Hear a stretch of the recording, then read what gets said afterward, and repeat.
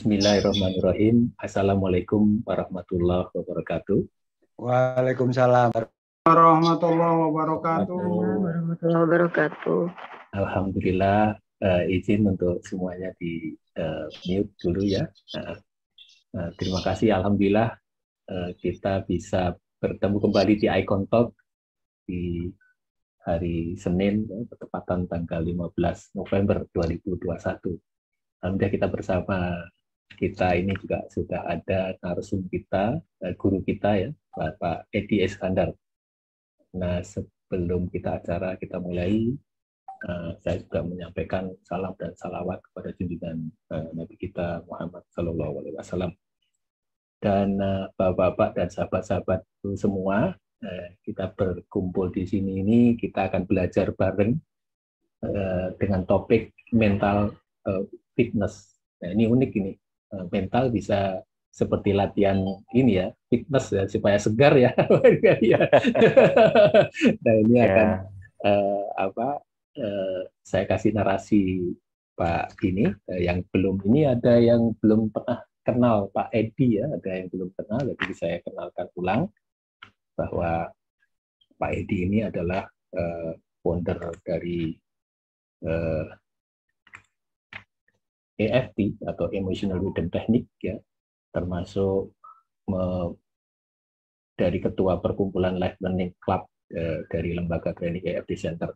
Beliau ini berlatar belakang pendidikan S1 teknik mesin di UK, S2-nya sistem manufacturing dan manajemen, S3-nya di manajemen di USA, dan mendedikasi dirinya sebagai dosen, pernah jadi dosen teknik mesin di ITB, pernah jadi senior saintis BPPT Teknologi, pernah jadi dosen otomasi dan simulasi di Fakultas Teknik Industri Universitas Trisakti, serta beberapa universitas lainnya, dan pernah bekerja juga di Texmaco dan di Singapura, ada juga menjabat jadi GM pada Sister Group Metal Indonesia.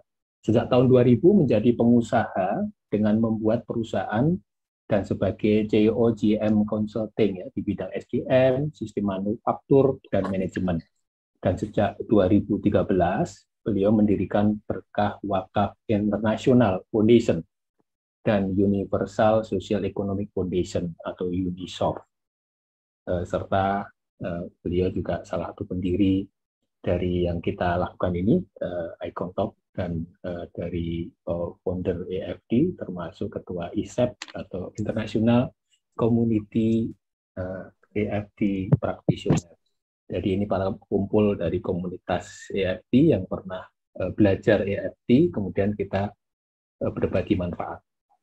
Baik Bapak Ibu sekalian, kali ini topiknya adalah tentang mental fitness. Jadi physical fitness itu lebih mendapat perhatian oleh sebagian besar di dunia dengan memiliki tubuh yang sehat. Maka Anda bisa mencegah kondisi seperti penyakit jantung dan diabetes, serta membantu Anda mempertahankan kebugaran fisik serta bertambahnya usia. Namun bila mental bermasalah, maka kesehatan tubuh yang bugar juga tidak menjamin kesehatan Anda. Nah, mental fitness atau kebugaran mental sama pentingnya dengan physical fitness dan tidak boleh diabaikan. Memasukkan latihan ketangkasan mental ke dalam rutinitas harian, Anda dapat membantu Anda memperoleh manfaat dari pikiran yang lebih tajam dan tubuh yang lebih sehat untuk tahun-tahun mendatang. Nah, mental fitness berarti menjaga kesehatan jiwa, otak, dan emosional Anda dalam kondisi prima yang insya Allah akan membuat tubuh sehat. Baik, akan detail diuraikan oleh Pak Edi Iskandar. Dipersilahkan Pak Edi untuk 1,5 jam ke depan atau bahkan 2 jam untuk bersama kita sekalian. Silahkan Pak Edi. Assalamualaikum Pak Edi. Baik, Waalaikumsalam warahmatullahi wabarakatuh. Terima kasih Dok Agus sudah sebegitu detailnya ya menjelaskan tentang saya. Bapak Ibu yang berbahagia, kita mulai saja dengan basmalah. Bismillahirrahmanirrahim. Assalamualaikum warahmatullahi wabarakatuh. Selamat malam dan salam sejahtera buat kita semua. Apa kabar Bapak Ibu pada malam hari ini? mana yang biasa kita lakukan? Alhamdulillah, sehat, Alhamdulillah sukses, sehat, bahagia. sukses, Bahagia. bahagia.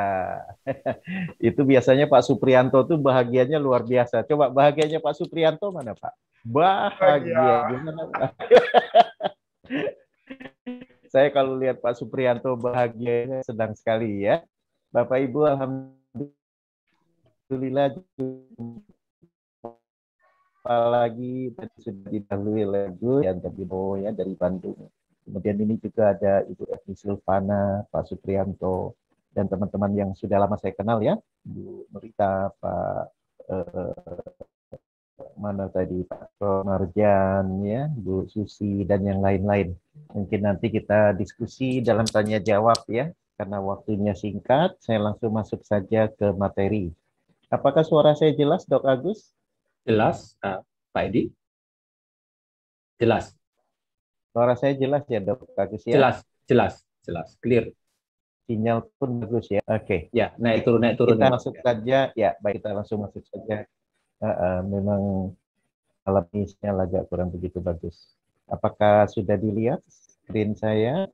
Silakan tolong di chatting. Kalau iya dijawab 1, kalau belum dijawab 0. Silakan chatting. Apakah sudah dilihat screen saya? Iya, alhamdulillah ya. Saya lihat chattingnya juga luar biasa, bagus ya. Semangat semua nih, Bu Nur, Bu Popon, Pak Supri, ya, Pak Jumara. Terima kasih yang sudah respon. Perhatikan Bapak Ibu, tadi sudah diberi pendahuluan ya oleh Dok Agus tentang mental fitness. Karena selama ini kita bicara tentang body fitness. Ya. Nanti mental fitness ini Bapak Ibu ternyata bagi teman-teman kita di luar negeri itu juga ada kajiannya ya. Jadi kajiannya itu mungkin saya keluar sebentar. Kalau kita close dulu, mute all ya, agar nanti kalau ada yang baru masuk tidak terganggu. Kita balik lagi share screen, mohon maaf. Jadi di barat itu Bapak Ibu, mental fitness itu dia seperti ada satu kajian. Ya, kajian apa? Sepertinya selama ini kalau kita bicara ada hukum gravitasi, ya, hukum kekekalan energi. Itu istilahnya law. Nanti kita akan belajar bagaimana mental law for fitness, ya. Bagaimana mental, ya, mental law, hukum mental untuk fitness. Nah, itu nanti di akhir sesi. Nah, jadi alhamdulillah malam ini kita bertemu lagi. Tentu kita panjatkan puji syukur kepada Allah, alhamdulillahirabbil alamin, dan juga senantiasa kita sampaikan salawat ya kepada baginda Rasul Muhammad Sallallahu Alaihi Wasallam. Jadi Bapak Ibu, inilah judul kita malam ini dengan beberapa jabaran yang akan coba kita diskusikan.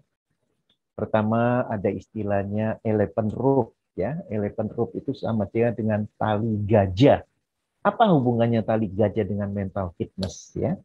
Nanti bagaimana kita mengidentifikasi tali gajah pada diri kita? Kemudian apa saja tali gajah tersebut begitu ya? Kemudian bagaimana solusinya? Solusinya diistilahkan oleh beberapa penulis, termasuk salah satunya itu yang mengenai law of mental ini, itu saya pelajari dari Brian Tracy ya. Jadi Brian Tracy juga mengistilahkan mental candy and mental protein. Dan terakhir ini yang kita tunggu-tunggu, apa mental laws ya? Apa saja hukum-hukum seperti halnya gravitasi, tapi ini hukum untuk mental agar kita fitness mental kita. Baik, Bapak Ibu, coba saya pengen tanya ya. Pernah nggak mendengar cerita gajah ya? Tetapi sebelum itu saya berikan sedikit ada suatu referensi ya di dalam talk kita ini sebelum kita cerita tentang tali gajah. Yaitu bagi umat Islam itu di salah satu surah, surah 91 ayat 9 dan 10 ya. Nauzubillahi minasyaitonirrajim. Qad aflaha man tazakka faqad khaba man dassaha. Jadi di sini dikatakan apa Bapak Ibu? Sungguh beruntung orang yang mensucikan jiwa, ya, Mensucikannya itu maksudnya jiwa pada diri masing-masing manusia, dan sungguh rugi yang mengotorinya.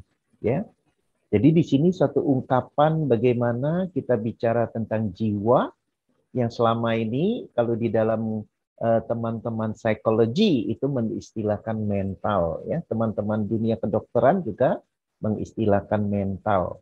Walaupun ketika ditanya apa bila mental sama jiwa, ya tetap disamakan oleh para psikiater, ya. Nah, jadi kembali Bapak Ibu, di sini ada hal dengan bagaimana mensucikan jiwa, memperbaiki mental kita agar mental kita fitness. Ya Bapak Ibu ya. Nah, sementara ini ada proverb. Proverb ini saya dapatkan dari Chinese proverb, ya. If you don't change your direction, you likely to end up where you are heading. Jadi kalau kita ini tidak mempunyai arah kehidupan, the purpose of life, ya, maka kita tidak akan nyampe kemanapun. Nah, itu kenapa bagi orang yang beragama, misalnya umat Islam, itu 17 kali sehari, ya, di surah Al-Fatihah itu, kita memohon, tunjukkanlah kami jalan yang lurus, ya. Nah, jadi ini ada dua konotasi, Bapak Ibu. Bagaimana di satu sisi kita berdoa, minta tunjukkan jalan yang lurus, tapi di satu sisi, apakah kita komit dengan doa kita itu untuk senantiasa mensucikan jiwa kita? Inilah the esensi of mental fitness, ya. Jadi bedanya kalau misalnya kita bicara physical fitness itu identik dengan, ya mungkin Dr. Agus tahu ya, kalau laki-laki itu ada yang dibilang six pack, ya. Kemudian seperti Adira itu ototnya betul-betul otot baja gitu ya.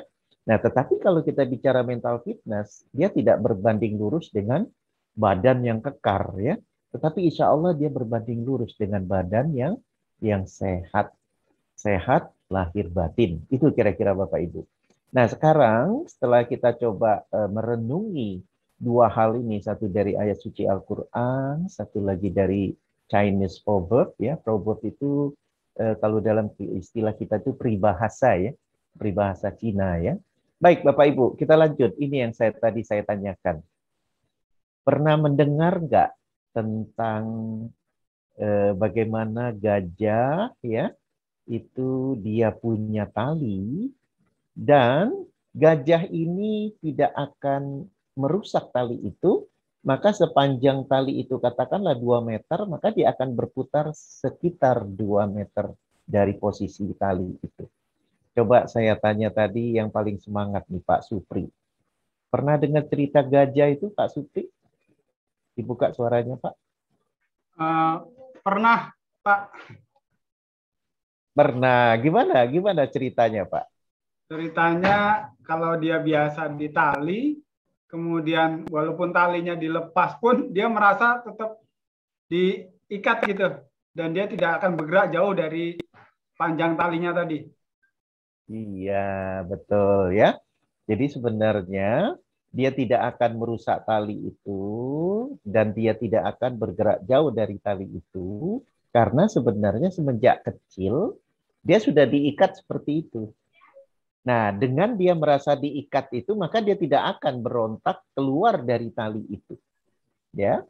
Nah, inilah kajian-kajian yang dilakukan di dunia barat, termasuklah itu laba-laba ya Pak Supri. Bukan laba-laba, apa namanya belalang. Pernah dengar cerita belalang?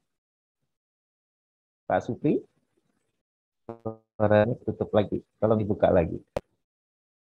Pernah dengar cerita belalang Pak Supri? Dibuka suaranya. Belum pernah Pak. Belum ya.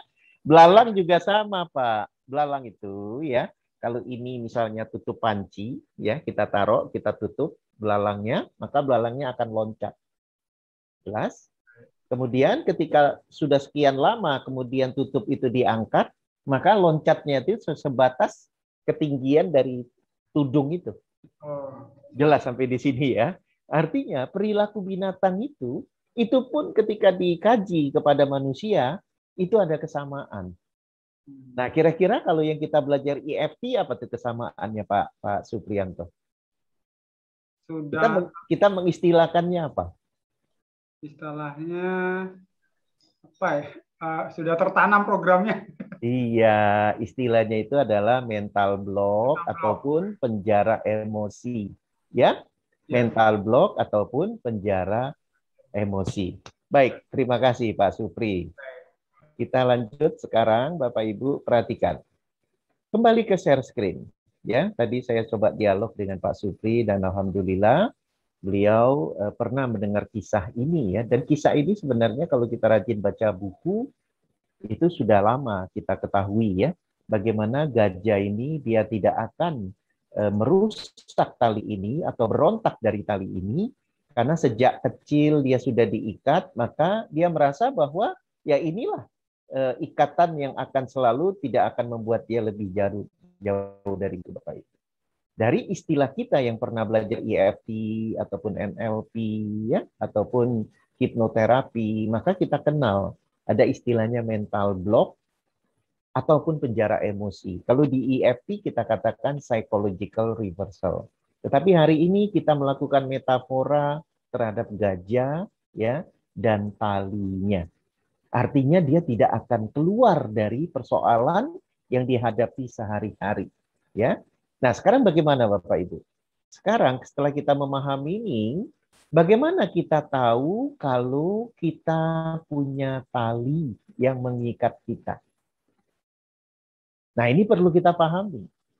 Kalau kita punya di antara 6 ini, berarti kita ada tali yang mengikat kita.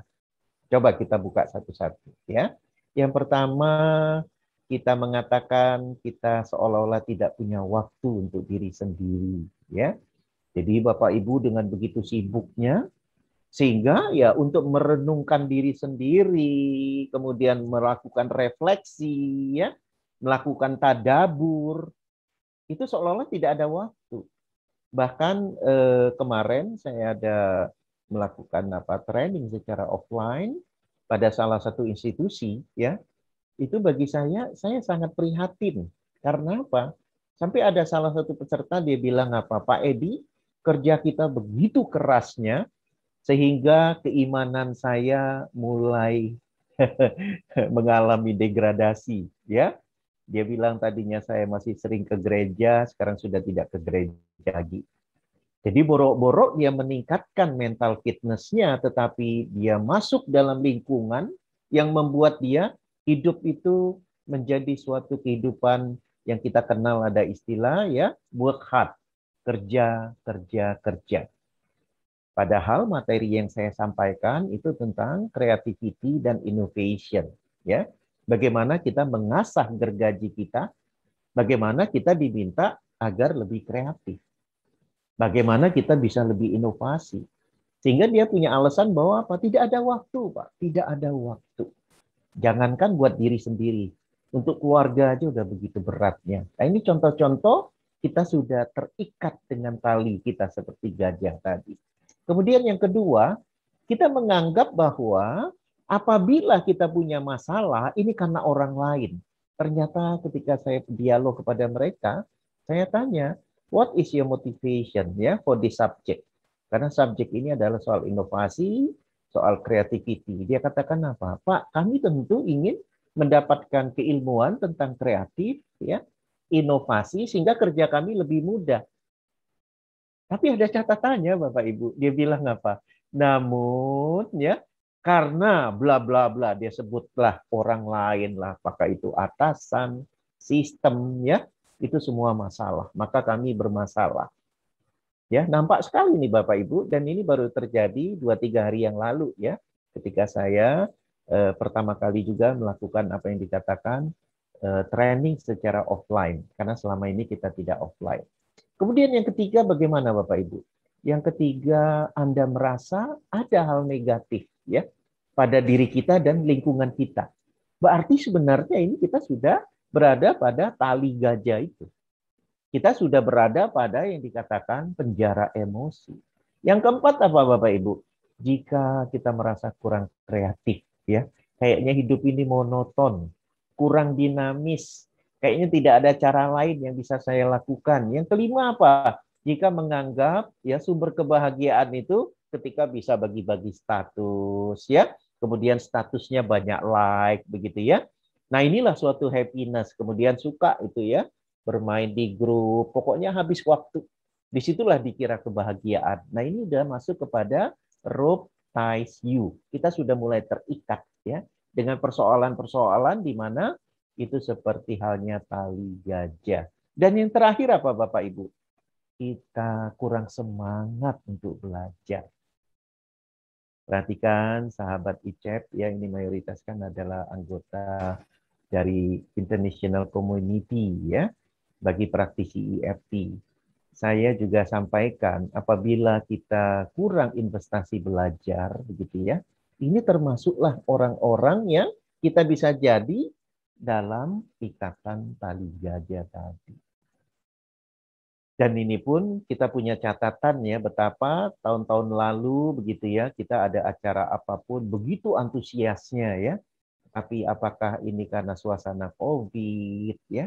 Ini kita ada acara yang kita buat, baik itu virtual summit kemarin, kemudian IAC yang kita akan buat nanti 45 Desember, saya lihat antusiasmenya kurang begitu ya.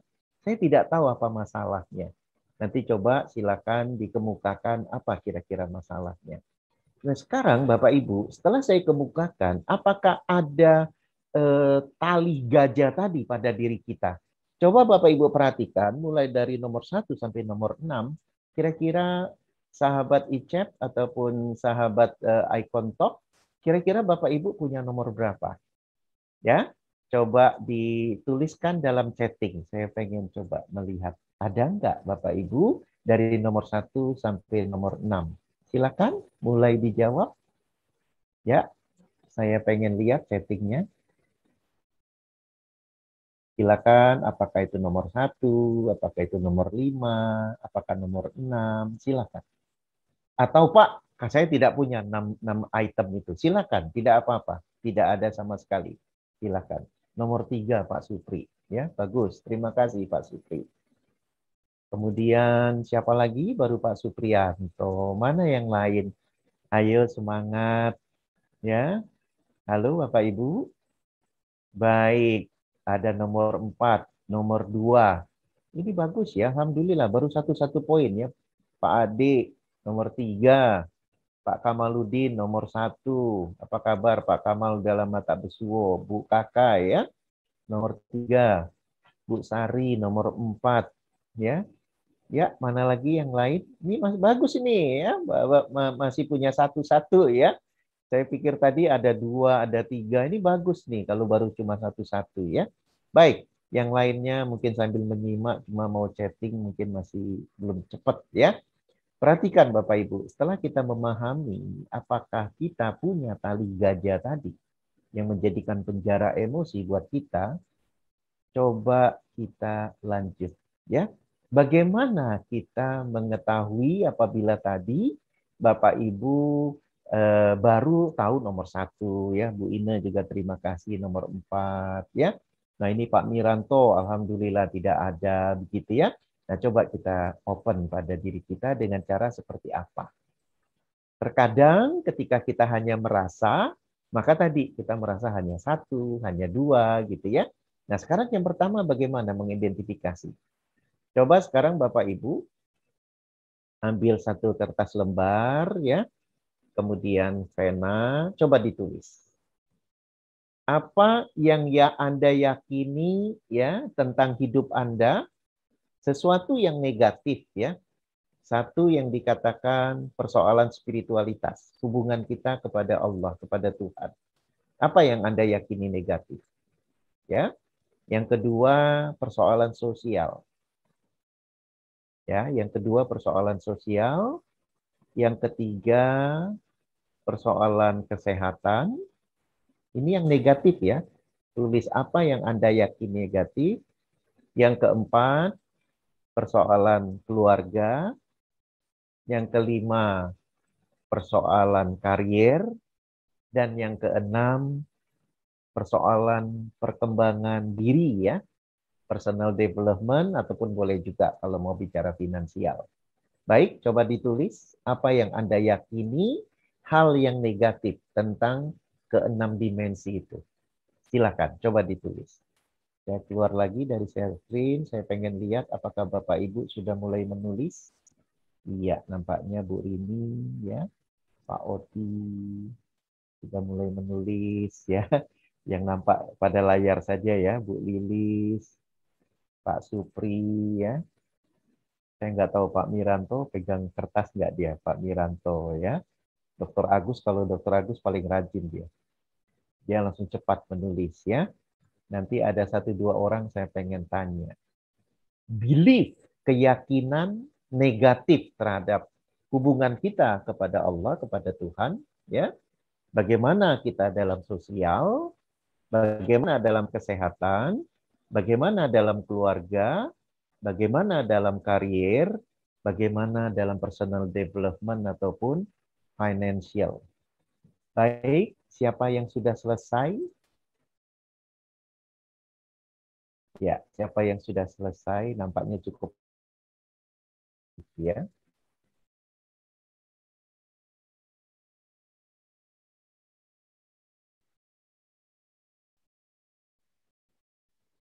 Iya, nampaknya saya yang tidak begitu sabar, saya langsung tanya Bu Rini.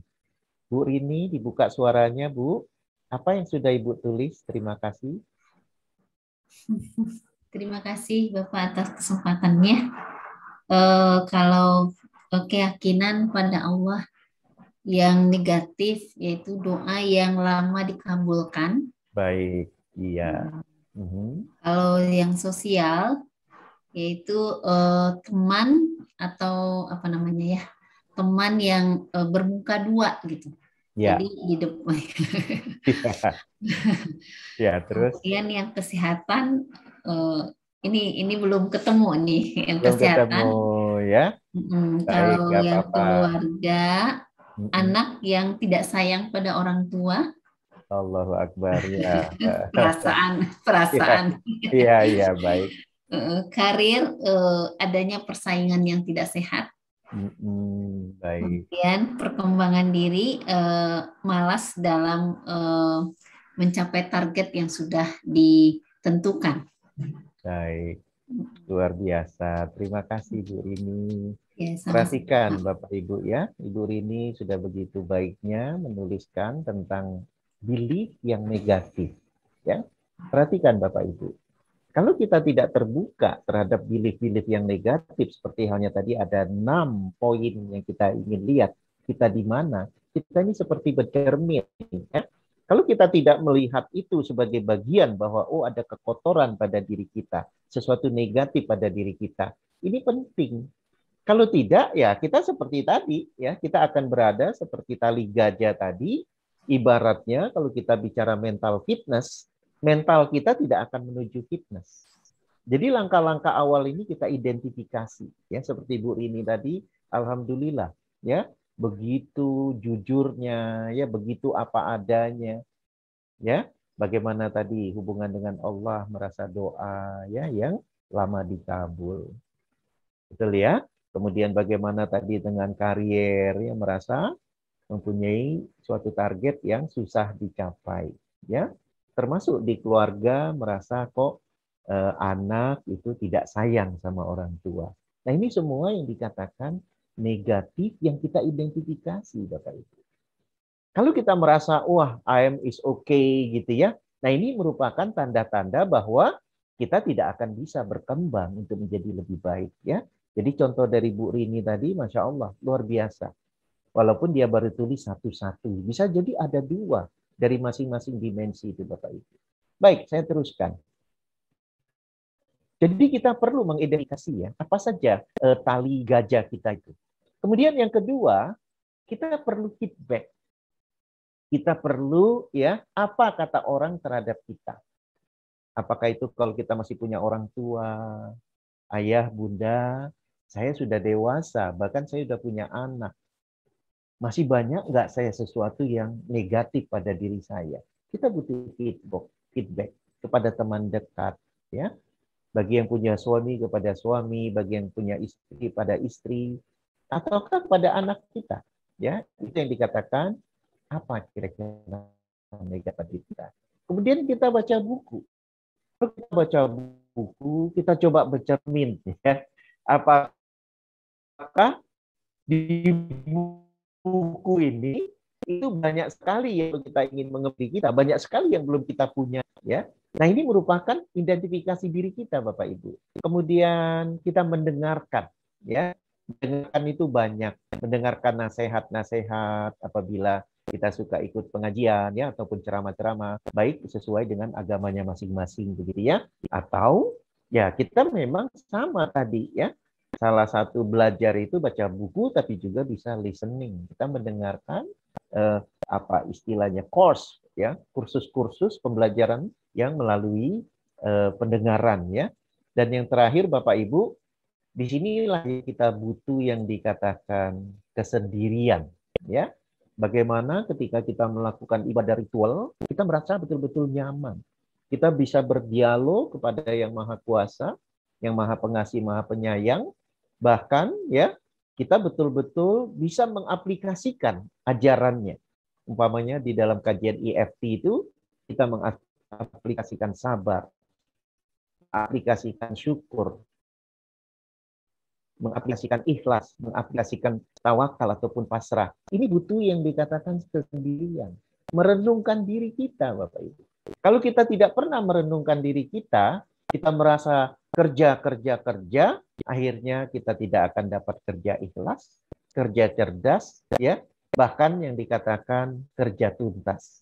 Sementara yang saya cerita tadi, ini adalah teman-teman yang sebenarnya adalah aparatur negara, ya, yang notabene kalau kita sebagai pegawai negeri di zaman saya dulu dianggap santai. Sekarang Masya Allah, ada beberapa institusi itu sangat sibuk Bapak Ibu. Baik, ini kita mengidentifikasinya ya. Mudah-mudahan ini menjadi suatu rencana kebaikan kita ke depan ya, dengan kita memahami bahwa apa saja sih tali gajah pada diri kita. Baik, berikutnya kita akan coba ya mengasah ya apa saja ya apabila itu sudah menjadi bagian pada diri kita. Apabila tali gajah itu sudah menjadi bagian dari diri kita. Nah, ini ada 7 Bapak Ibu. Coba Bapak Ibu ya renungkan apakah 7 ini ada pada diri kita semuanya atau salah satu, salah 2 atau beberapa saja. Perhatikan. Yang nomor 1, tidak terbuka terhadap pembelajaran baru. Saya yakin Bapak Ibu yang hari ini tidak akan termasuk di nomor 1 ya. Karena begitu rajinnya mengikuti acara-acara kita hampir tiap minggu, berarti Bapak Ibu terbuka terhadap pembelajaran baru. Namun terbuka ini bukan berarti kita hanya belajar Bapak Ibu, tapi kita mengaplikasikannya. Ya, jadi kita bukan hanya belajar, tapi kita juga mengaplikasikannya. Begitu Bapak Ibu. Nah, kemudian yang kedua itu adalah keraguan diri, ya, self-doubt. Kita masih ragu. Apakah yang saya pelajari ini bagus nggak untuk saya lakukan dan saya aplikasikan dan langsung saya terapkan?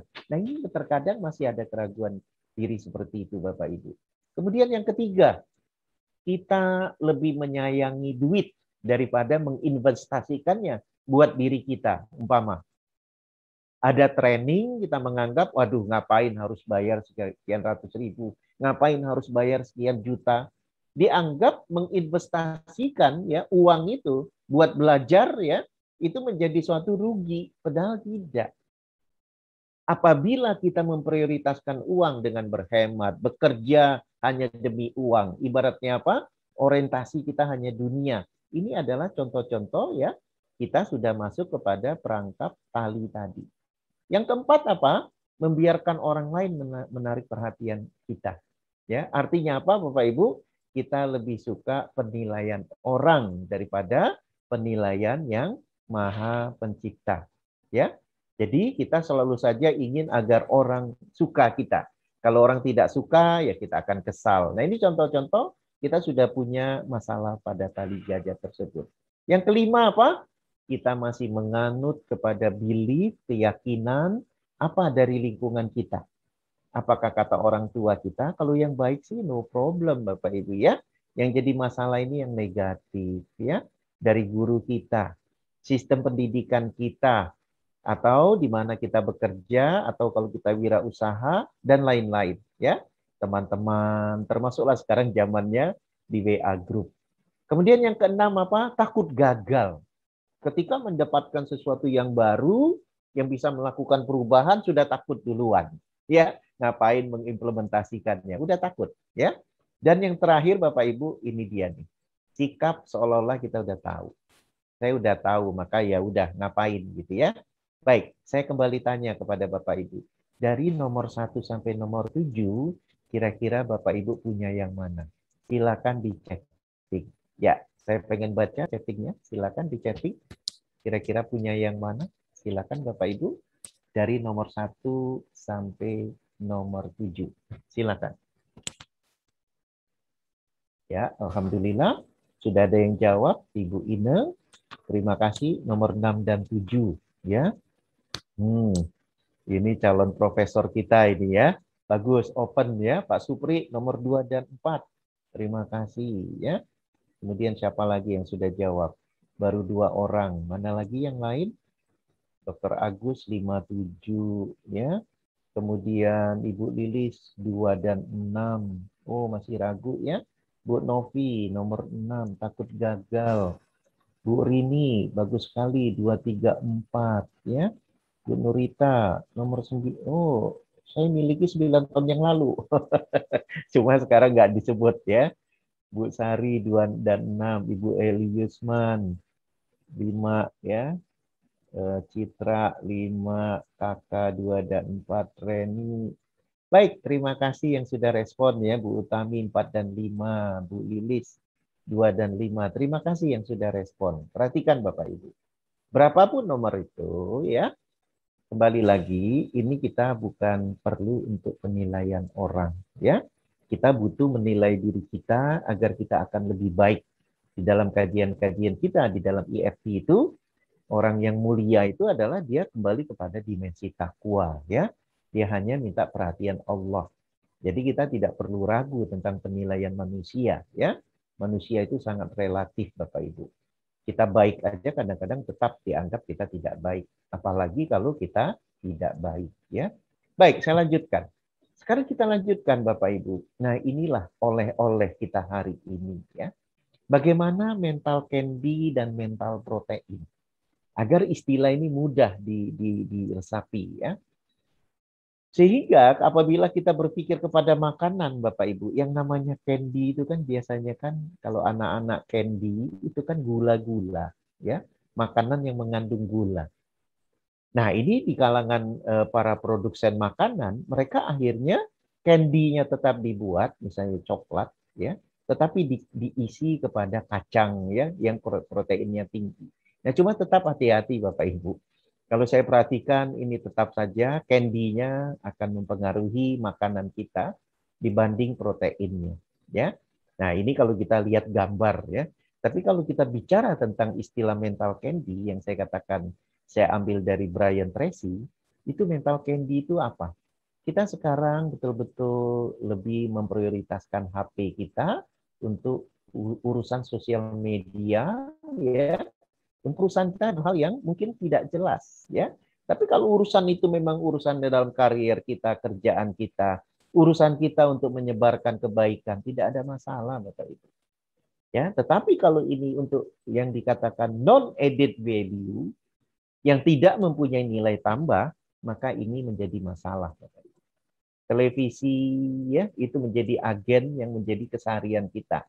Ya kalau kita nonton berita yang penting tidak ada masalah. Tapi dari pagi buka, kemudian malam ya, itu dalam acara-acara yang tidak memberi manfaat ya. Kemudian binge watching. Ya kerjaannya sekarang zaman-zamannya ya berbagai film ya, termasuklah Netflix ya. Itu kita kerjanya nonton terus. Tapi ya kalau sekali-sekali, sehari sekali ya, seminggu sekali, itu tidak ada masalah. Binge eating ya, doyan makan. Ini juga menjadi sesuatu persoalan yang akan kita jadikan candy ya, makanan-makanan yang tidak sehat Bapak Ibu. Nah, jadi kembali lagi Bapak Ibu, ini adalah contoh-contoh mental candy. Kemudian kita senantiasa tadi ya bukan hanya email ya, sesuatu yang kita anggap tidak penting tapi terus saja kita cek ya. Termasuklah kalau diistilahkan flashy news ini sekarang ini zamannya dari WA ya, apalagi WA group. Itu kayaknya kalau nggak ngecek semenit aja kayaknya heboh begitu ya. Kecuali kalau Bapak Ibu emang kerjanya marketing begitu, kerjanya memang ada hubungannya dengan WA, tidak ada masalah ya. Baik, ini contoh-contoh sesuatu yang kegiatan yang tidak punya nilai tambah. Inilah yang dikatakan mental candy ya. Bagaimana mental kita selalu saja identik dengan gula-gula. Gula-gula itu adalah makanan yang tidak sehat. Tetapi kalau kita bicara mental protein, nah ini orang-orang yang akan melakukan perubahan diri Bapak Ibu. Dia senantiasa ya membaca ya. Membaca, bahkan bacaannya pun juga bisa dengan audio. Sampai dalam perjalanan pun kupingnya disempel ya. Disempel itu artinya ditaruh audionya, audio listeningnya begitu ya, agar dia betul-betul terus saja mengupgrade diri dia, menambah mental protein dia. Kemudian dia ikut berbagai online course seperti saya bilang tadi ya. Semangat teman-teman di ICEP saya lihat juga agak kendor karena tahun ini nampaknya apakah ada masalah apa nanti sampaikan kepada kita ya. Ini EAC 2021 itu pendaftarnya masih minim, sangat minim sekali ya menurut saya ya. Karena kita tahun lalu itu tembus angka di atas 200. Tapi sampai saat ini saya lihat angka 50 aja belum tembus. Nah ini menurut saya ini tidak mementingkan mental protein ya. Apalagi kalau dia sudah belajar EFT, kita punya sarana belajar setahun sekali dari teman-teman yang akan berbagi, itu bagian dari mental protein. Dan yang paling penting Bapak Ibu ini adalah ritual activities ya. Di antara mental protein yang paling sangat baik itu adalah kegiatan bagaimana charge kolbu kita, charge hati nurani kita dengan rangkaian ibadah ritual yang betul-betul khusyuk. Bahkan sempatkan untuk kita tadabur ya. Bahkan kalau kita sholat malam ya, itu kita sempatkan untuk berzikir dengan penuh ya, istilahnya apa? Kekhusyuan ya, agar apa? Disinilah yang dikatakan mental protein yang sangat tinggi. Tentu kita perlu olahraga, kita perlu tidur cukup dan makanan sehat. Apabila kita bermental candy, maka kita masuk dalam ruang bimbang dan resah. Tetapi apabila kita punya mental protein, maka insya Allah kita sehat, sukses, bahagia. Baik Bapak Ibu, sebelum kita masuk ke tanya jawab, saya akan masuk kepada mental loss untuk fitness. Ya, apa saja hukum-hukum mental agar kita mempunyai mental fitness? Perhatikan. Yang pertama, Bapak Ibu, itu adalah law of control. Ya, law of control. Jadi bayangkan saja ketika saya kemarin training kepada eselon 2 dan 3, artinya mereka pejabat ya di institusi yang kita memberikan training itu ya, tentang creativity dan tentang innovation. Jadi ketika saya challenge untuk bagaimana mereka ke depan, mereka selalu angkat tangan, dia katakan apa? Pak Edi, kami sudah begitu lelahnya kepada atasan kami, ya, bahwa dia blaming atasannya begitu tight, ya, dengan target-target yang kadang-kadang tidak masuk di akal, dengan marah yang macam-macam. Saya katakan, ya, sampai dia bilang, Pak Edi, kapan kami sempat, ya, karena waktu itu saya ajarkan salah satu teknik dari creativity itu, kita harus ada brainstorming. Kita harus ada brainwriting ataupun reverse dari brainstorming. Dia katakan nggak sempat Pak Edi. Nah inilah ada yang dikatakan law of control. Jadi law itu adalah hukum Bapak Ibu. Law of control dia mengatakan apa? Hidup itu yang menjadi arsitek itu adalah diri kita sendiri atas izin Allah gitu loh. Jadi kalau kita menjadikan orang lain yang kontrol kita itu salah besar. Lingkungan yang kontrol kita salah besar. Karena kita selalu berorientasi agar orang suka kepada kita. Atasan tidak akan marah kepada kita. Kalau atasan marah, maka saya akan bermasalah. Nah ini bahaya, Bapak. Kita harus punya adjustment dalam law of control tadi. Ya, karena atasan kita juga manusia. Mereka juga punya keterbatasan dalam menilai sesuatu. Apakah objektif, apakah subjektif, apa cara penilaiannya dengan profesionalisme, dengan integritas yang tinggi, atau memang mereka punya masalah dalam hal manajemen, ya. Karena setelah saya telaah ya wajar ya. Karena setiap orang punya keterbatasan. Akhirnya dia menyadari bahwa Pak Edi betul, kita harus menjadi arsitek of ourselves. Ya, ini yang dikatakan law of control. Yang kedua apa? Law of cause and effect. Saya katakan Bapak Ibu, kalau Anda tidak merubah cara kerja Anda saat ini, maka Anda selalu saja pada lingkaran yang dikatakan vicious circle, ya, seperti dalam bahasa Inggris itu, bahasa Indonesianya dikatakan lingkaran setan, ya. Anda akan selalu aja gelisah. Bahkan ada di antara mereka itu yang usianya masih sangat muda, belum 30 tahun Bapak Ibu. Tetapi apa yang terjadi? Dia udah punya banyak penyakit, salah satunya kolesterol tinggi, ya. Karena apa? Karena lingkungan kerja, karena tekanan dari atasan. Nah, ini yang saya katakan, Anda harus yakin, ya, dengan low cost and effect. Kenapa demikian efeknya? Ya, karena ada cost. Jadi kalau sebabnya tidak diselesaikan, maka Anda akan selalu pada kondisi efek seperti ini. Nah, ini merupakan hukum. Hukum ketetapan, kalau di dalam kajian keilmuan dikatakan scientific base, ya, berdasarkan ilmiah. Tetapi kalau kita bicara dalam bab spiritualitas, keyakinan kita kepada Allah, inilah yang dikatakan sunatullah. Apabila ketetapan Allah ini tidak kita lakoni, kita tidak rubah, maka efeknya akan terjadi seperti itu. Berada pada vicious circle. Kemudian law of belief. Jadi apa yang dikatakan oleh Bu Rini tadi, ya, dengan belief-belief negatif itu, nah itu pelan-pelan harus kita rubah, ya, lebih cepat lebih baik, bahwa oh ya doaku itu selalu dikabul oleh Allah, ya. Cuma bedanya tadi dikabul itu dalam bentuk yang Allah menurut ukuran kita pas, gitu ya. Karena dalam bab doa itu ada 3 Bu Rini, ya, ada yang langsung dikabul. Ada yang ditunda, ada nanti tunggu kita di akhirat, ya. Nah, jadi tetap sebenarnya doa itu pasti dikabul oleh Allah. Cuma cara Allah mengabulkan itu tadi dengan 3 hal. Ada yang langsung, ada yang dia tunda karena dia lihat situasional kita tidak pas untuk segera dikabul. Ada dia simpan sebagai hadiah nanti di akhirat. Jadi itu yang dikatakan berdoalah kepadaku maka akan aku kabulkan. Yakin itu Bu.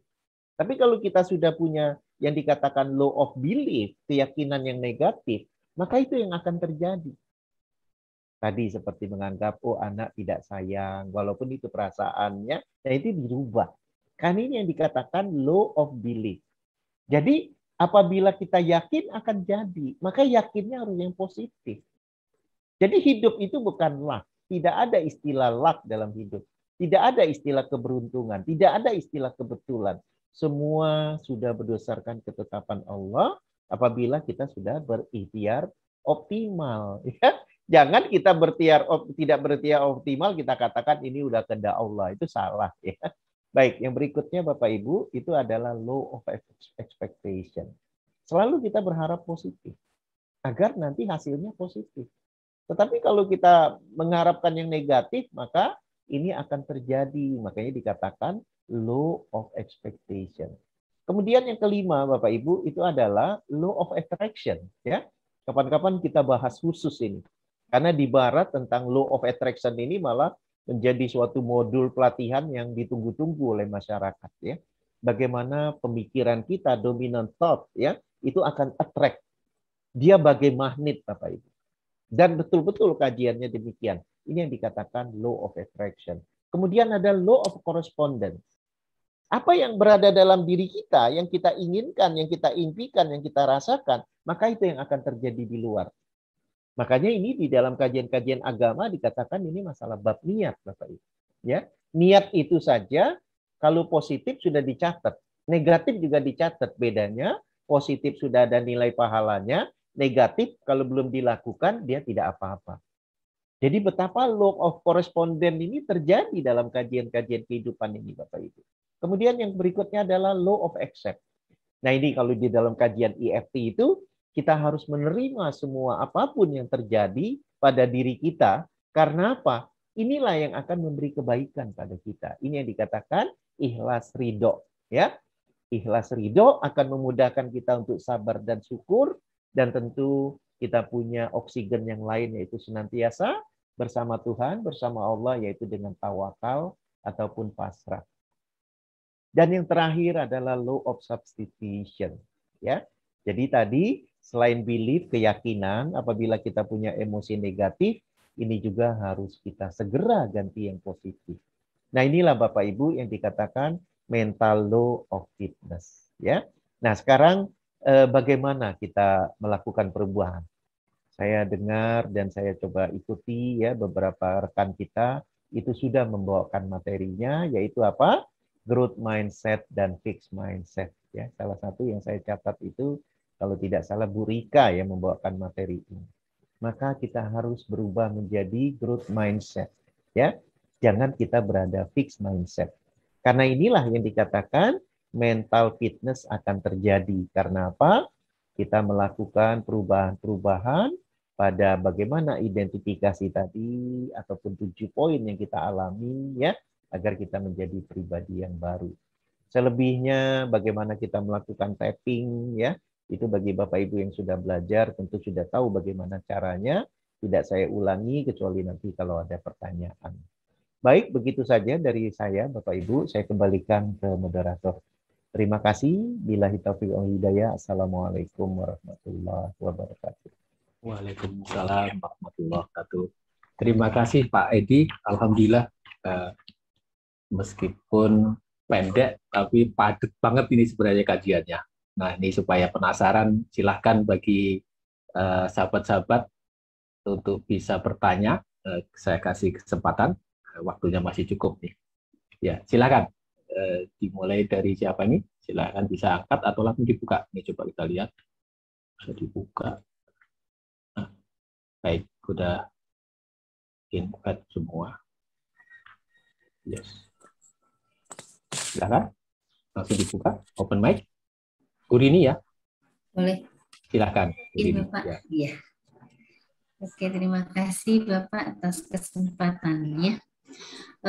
Tadi apa yang disampaikan oleh Bapak Edi luar biasa sekali untuk membangun untuk memiliki mental yang fitness gitu ya, mental fitness gitu ya.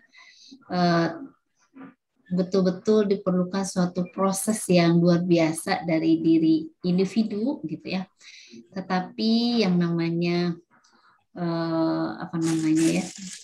yang namanya individu itu selalu berada dalam suatu kondisi yang berubah-ubah gitu. Nah, yang mau ditanyakan Pak Edi, gimana caranya kita selalu berada dalam posisi ke arah mental yang baik gitu, mental yang baik gitu, sehingga kita yakin. Tadi kan kalau kata Pak Edi, kita harus yakin bahwa kita itu misalnya selalu berprasangka positif sama Allah, kemudian selalu yakin dengan apa yang sudah kita inginkan. Nah, gimana caranya supaya kita tetap ke arah mental yang baik gitu, Pak Edi. Terima kasih. Baik. Langsung saja atau ada lagi Pak Edi? Gimana? Dok Agus, langsung dijawab? Langsung saja, silakan. Langsung interaksi. Ya, silakan Pak Edi. Langsung saja ya. Ya. Baik, terima kasih Bu Rini, terima kasih Pak Dr. Agus ya. Bu Rini, pertanyaannya sih sederhana ya, tapi jawabnya tidak mudah. Jadi gini Bapak Ibu, terutama Bu Rini yang bertanya ya, memang menuju mental fitness ini adalah suatu yang dikatakan upaya kita untuk merubah diri kita ya. Karena bayangkan saja kenapa kita menggunakan mental fitness, karena selama ini selalu aja orang bicara physical fitness, padahal mental pun dia butuh fitness ya. Nah, ini pertanyaan bagus sekali nih. Bagaimana ini kita agar konsisten ya, agar perubahan yang kita rasakan itu justru membuat kita lebih bersemangat lagi. Jadi ada kajian yang juga pernah kita sampaikan di sini Bu, itu ada yang namanya continuous improvement dengan Kaizen ya. Kaizen itu melakukan perubahan sedikit ya, 1%, 2%, tapi terus. Karena ternyata yang dilakukan Jepang itu mereka melakukan apa yang disunahkan oleh Rasulullah. Ada dalam hadis, ya. Dalam hadis itu adalah perbuatan baik, ya, dan lebih baik walaupun sedikit tapi berketerusan itu lebih disukai oleh Allah dan Rasul. Nah, jadi ini ternyata orang Jepang jadikan itu sebagai kaizen. 1% kek, 2% kek, yang penting ada perubahan. Ya, itu yang dikatakan mental fitness. Menuju ke mental fitness. Sehingga kalau tadi saya bicara dalam 6 dimensi, itu adalah wheel of life. Bagaimana roda kehidupan itu harus dalam konteks wellness. Wellness itu menuju skala yang jauh lebih baik. Ya, apakah spiritual, kita istilahkan 2S Ibu ya. Spiritual, sosial, 4K, kesehatan, keluarga, karier. Keuangan bisa identik dengan personal growth. Nah, ini kita bikin dulu. Kita bikin target-target perbaikan. Agar apa? Terjadi dinamisnya kehidupan. Kalau kita tidak punya target-target setting seperti itu, maka tadi kita tidak pernah mengenal diri kita tidak akan melakukan perubahan. Nah, untuk itulah maka tadi hal utama itu bagaimana yang diistilahkan fixed mindset. Fixed mindset itu merasa kita sudah bisa begitu ya, merasa nggak perlu lagi ilmu. Nah, itu namanya fixed mindset. Tapi seperti Bu Rini, itu sudah jelas nih Pak Edi saya ingin berubah Pak Edi. Nah, sekarang itu ada kajian dari positive psychology. Yakin nggak apa-apa, sehat. Maaf ya, Bu, suaranya saya off-in ya Bu ya. Baik, kembali ke Bu Rini. Bu, itu ada Mihaly ya. Beliau baru saja meninggal sekitaran 2 minggu yang lalu. Itu adalah pakar psikologi yang sekarang hidup di Amerika walaupun dia dari daratan Eropa. Dia mengkaji tentang positive psychology. Dan dia mengeluarkan buku dengan berbagai judul, baik untuk leadership maupun psikologi sendiri, dengan judul Flow. Ya, Flow itu Bu, kita menikmati seperti airnya mengalir. Dia kan tidak ingin mendapatkan flow, perubahan menuju lebih baik, apakah itu bekerja, perkembangan diri kita menuju mental fitness. Kita harus punya target. Tapi jangan gede-gede, dia katakan. 15% lebih berat dari biasanya. Kalau tidak ada target yang berat, Anda bosan. Kalau Anda punya target yang begitu berat, Anda akan lelah. Maka dia katakan, bikinlah 15% bobotnya lebih berat dari umum. Ya, umpama. Sekarang kalau kita sudah baca Quran nih, kalau bagi Muslim begitu ya. Sekarang mungkin kita baca baru 1 halaman, 1 hari. Berarti kalau kita ingin lebih baik, kita bacanya mulai 1,5. Jadi jangan langsung menjadi 1 juz, ya. 1,5, kemudian seminggu kemudian 2 halaman. Begitu caranya. Ini yang dikatakan Mihaly, kita akan flow. Nah sekarang, bagaimana menjaga konsistensi itu? Menjaga konsistensi itu, ya, inilah perlu keterikatan kita dalam arti tawakal, yang diistilahkan pasrah dalam bahasa Indonesia. Kita senantiasa minta kepada Allah kekuatan dan kita tawakal. Karena kita merasa apa? Kita merasa Allah bersama kita. Sehingga apapun yang kita tulis di dalam perbaikan tadi, itu merupakan janji kita juga kepada Allah. Ya, seperti tadi ya, saya buka dengan ayat, beruntung orang yang mensucikan jiwanya, tapi ada Chinese proverb, apabila kita tidak punya arah kehidupan, maka kita akan nowhere, kita nggak akan kemana. Nah itu kenapa kita harus punya catatan, komitmen kita, janji kita untuk lebih baik. Ya, di hadapan Allah, tentu insya Allah di hadapan manusia kita juga akan bagus. Nah jadi kembali lagi Bu, doa ya agar kita dikuatkan, nah itu kita terus doakan kepada Allah. Nah itu yang akan membuat hati kita semakin kokoh. Ini yang dikatakan mental fitness ya. Hati kita semakin kuat.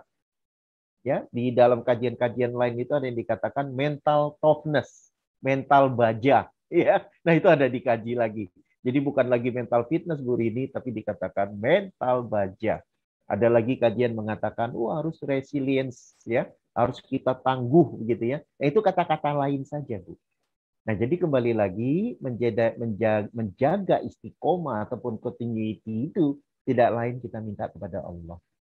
Kalau kita pakai logik, maka kita merasa bahwa, aduh kok saya lemas ini. Akhirnya kita makin lemas. Tapi kalau kita kembali ke Allah, insya Allah akan menguatkan kita. Ya, karena tidak ada istilah kita itu negatif kalau kita sudah tawakal ataupun pasrah bersama Allah. Nah, itu kenapa di dalam kajian EFT yang lain kita selalu mengatakan agar kita pindah dari zona tertekan yang dikatakan force menuju power, berdaya, maka kita upayakan SIP ya, sabar syukur sebagai sahabat sayap kehidupan, ikhlas pasrah sebagai oksigen. Itu Bu Rini, terima kasih, wallahu alam. Baik. Terima kasih Pak Edi. Baik, balik ke Ya, Dok Agus. sudah jelas. Ya, baik. Silakan Dok Agus. Ini dapat salam dan selamat ini dari Malaysia, Pak Edi, di chat. Gitu. Halo, Apa nih Malaysia? dari Malaysia. Siapa Pak nih Edi. dari Malaysia? Ada tulisannya Life Coach PW Malaysia, guys. Oh. Gembira petang semua dari Wah, Jakarta. selamat petang. Selamat malam, Bapak. Itu Coach Victor Luar biasa. ya. Bahasa Malaysia kurang baik, minta maaf sikit. Yang pertama sekali, saya minta maaf dalam Zoom lewat. I just finished my coaching session. Oh, very Dr. good. Eddie, I Ya. miss your mental fitness. The title itself, the topic itself, mental fitness, Correct. blows my mind. Ya. You see, during COVID-19 now, Yep. if you're not mentally fit, nothing else is fit. So You're I right. see all the ibu Rumanatin, Ibu Nurita Aprila, Bapak Agus Branto, Bapak Supriyanto MA. You're all very wonderful people. Sekarang pukul berapa? And you're all still here learning, Yep. belajar untuk sendiri dan kepada keluarga. Thank you. So in conclusion, I don't want to take much time. I miss the mental fitness. I'm going to catch up. I want to tepuk tangan, berdiri, dan salute kepada semua dalam malam ini. All the best. Terima kasih berjuta-juta. Iya. Terima kasih Coach Victor ya, ini sahabat kita dari Malaysia, ini senior coach ini. Relation as well. Baik, as well. Terima kasih. Silakan. Thank you, Ustaz. Baik, ini ada Pak Oti ya yang tunjuk tangan ini. Silakan Pak Oti dibuka. Iya. Nah, untuk pertanyaan selanjutnya. Baik, terima kasih. Assalamualaikum warahmatullahi wabarakatuh. Waalaikumsalam warahmatullahi wabarakatuh. Wabarakatuh. Alhamdulillah bisa bersilaturahmi kembali, bisa bertemu lagi Pak Bang Edi dan Pak Agus, kemudian kawan-kawan yang lain. Sungguh menarik ini, hal yang terlihat sepele tapi prinsipil kalau menurut saya. Ini yang ada di dalam jiwa, di dalam setiap orang. Untuk slide yang terakhir, kita lihat tadi gambar, ada gambar dimulai dari otak, kemudian ke jantung atau ke kolbu. Itu antara otak dengan jiwa. Nah, kalau kerja otak itu biasanya kan ada rangsangan dari lingkungan atau dari luar yang ditangkap melalui panca indera masuk ke otak, kemudian masuk di jantung, di jiwa. Ekspresinya itulah apa yang dikatakan tadi untuk mental fitness ini, bahwa kita akan melihat di dalam perilaku. Nah, yang saya ingin penjelasan lebih lanjut, Bang Edi, karena tadi ada rangsangan dari luar, orang mau istilahnya diam, tidak kreatif, atau orang banyak kreativitas tapi banyak tantangan dan sebagainya, itu karena adanya terutama muncul dari tantangan dari luar. Nah, sebenarnya dasarnya apa sih yang harus kita munculkan supaya baik tantangan dari luar itu untuk bisa menjadi move on atau menjadi malahan kita tertekan akhirnya diam. Nah, dasar untuk kembalinya itu apa itu? Motivasi dasar yang kuatnya itu. Nah, karena ini memang prinsip untuk manusia ya, supaya manusia itu bergerak artinya punya pola tingkah laku atau akhlakul karimahnya nanti muncul. Barangkali itu yang mohon afirmatif dari Bang Edi. Terima kasih sekali, ini sangat bermanfaat materi malam ini. Terima kasih. Baik. Silakan Pak Edi menanggapi. Baik, terima kasih Dok Agus. Terima kasih. Saya panggilnya Kang Oti. Udah lama tak besuo ya Kang ya. Baik, jadi gini Kang ya. Jadi memang ini bukannya memberikan jawaban, tapi lebih kepada sharing pengalaman Kang. Karena kalau bicara sama Kang Oti ini ibarat murid bicara sama gurunya ini. Saya jadi susah untuk ngomong ya. Tapi karena di sini saya sebagai narasumber, saya kasih pengalaman saja. Jadi pengalamannya begini, jadi kalau kita bicara tentang apakah itu tantangan yang akan membuat kita menjadi tertekan ataupun tidak, ada dua ya. Satu, dalam kajian agama, kita kembalikan kepada purpose of life, tujuan hidup kita. Jadi kalau kita sudah bicara dalam tujuan hidup kita, maka semua akan kembali ke dalam ruang lingkup ibadah. Makanya ada istilah, kita akan tidak lelah apabila lillah. Ya. Jadi tidak akan pernah lelah apabila lillah. Karena dikembalikan kepada tujuan hidup, ya tidak kujadikan jin dan manusia kecuali untuk ibadah kepadaku. Ibadah dalam arti kata luas. Jadi kalau kita sekarang profesi, baik itu saya sebut tadi ya, saya barusan ketemu dengan teman-teman ASN, eselon 2, eselon 3, tapi mereka merasa tertekan gitu ya. Bahkan ada salah satu teman, dia katakan, saya sampai nggak ke gereja Pak Edi, iman saya degradasi. Ada yang bilang, Pak Edi, borok-borok kita melakukan brainstorming. Nah itu yang menurut saya, mereka lebih mengedepankan kerja. Itu namanya kerja keras. Sementara saya katakan, ada dimensi yang lain, kita harus lirik. Bagaimana kerja cerdas? Nah, disinilah pintu kreativitas, pintu inovasi ya untuk merubah ya pola kerja agar lebih smart, yang dikatakan smart work. Dan satu saya katakan, apakah betul Anda kerja ikhlas saat ini? Ternyata ya mereka mengatakan, ternyata betul Pak Edi, kami kurang ikhlas karena saya katakan ada ciri-ciri orang yang dia belum dewasa. Saya istilahkan BEJ ya, karena mudah mengingatnya. Blaming, B-nya itu, suka menyalahkan. Karena dari awal pagi banyak yang disalahin. Atasannya lah, sistemnya lah.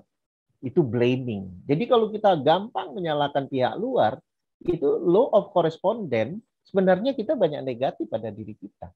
Karena kita lihat luar kita negatif semua. Padahal kalau kita ingin bertanggung jawab, oke, it is the problem, bagaimana kita hadapi. Nah, itu semestinya, ya. Yang kedua, excuse. Kita suka banyak alasan. Wah, inilah. Dan terakhir, justifikasi. Gampang menilai orang, ya. Atasan nggak benar, sistem nggak betul, begitu. Saya katakan sah-sah saja. Saya juga pegawai negeri, saya bilang dulu saya di institusi ITB dan institusi BPT. Saya ngalamin itu. Tapi kita tidak bisa begitu. Nah, apa jawaban yang kedua? Kalau tadi adalah purpose of life ibadah. Yang kedua itu memang kita diminta punya self-determinasi. Ya. Yang ditanyakan Bu Rini. Self-determinasi itu adalah kita ingin memberikan yang terbaik di dalam hidup ini. Sehingga kita punya target-target perbaikan. Untuk melakukan hal yang lebih baik, tentu kita perlu keilmuan yang lebih mumpuni. Ya. Kita pacu diri kita dengan terus belajar. Contoh kayak Pak Oti ini luar biasa, ya. Orang yang sudah senior, ya, orang yang berpengalaman, tapi masih hadir di forum-forum seperti ini. Ini luar biasa gitu loh. Ada orang yang dia sudah merasa cukup, ngapain sih? Tapi dia ingin mendengarkan lagi, dia ingin mengasah diri lagi. Nah inilah yang kedua, sehingga dia tidak menjadikan itu sebagai suatu keberatan yang dikatakan challenge tadi. Yang dikatakan oleh Mihaly, itu yang membuat dia flow. Dia punya challenge untuk lebih baik, yang dikatakan, udahlah Anda bikin 15% saja lah. Lebih berat dari biasanya. Jangan terlalu keras, karena Anda akan lebih lelah, atau jangan terlalu mudah. Anda akan bosan. Maka nikmati flow. Ya, nikmati yang namanya self-determination itu. Bagaimana kita menuju diri dengan apa? Self-discipline.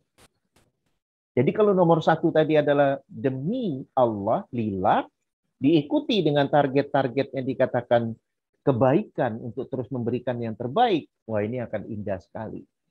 Nah jadi dalam diskusi saya itu Pak Oti, ya Kang Oti, itu mereka selalu mengatakan susah Pak meyakini, saya katakan.